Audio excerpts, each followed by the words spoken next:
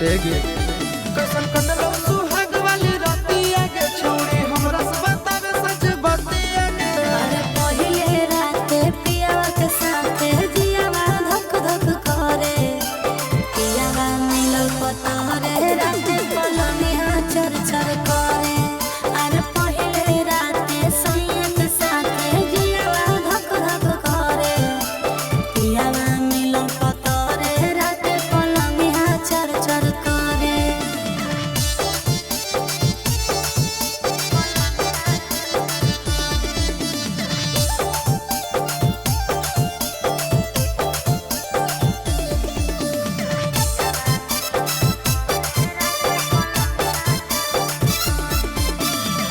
कोरा में साटा के पियावा दियावा गोताया रे, घुंघटा उठा के सैया जतरा बनाया रे। मुँह देखाई में छौड़ी कुछ मिला लौके ना।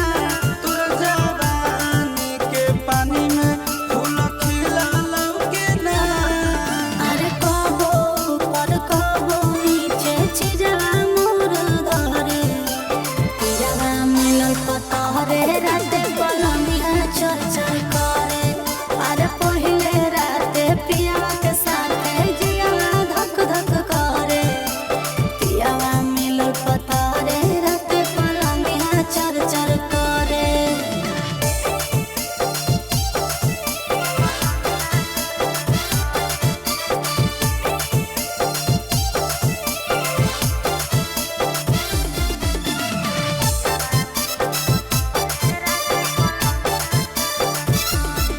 सोनवा के नथिया सोइया हमारा ले लाया रे, प्यार से धीरे धीरे अपने से पहनाया रे।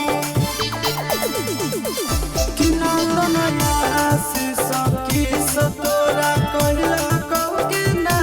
चंदन उठावा जुठाई के फिस देला कहके ना।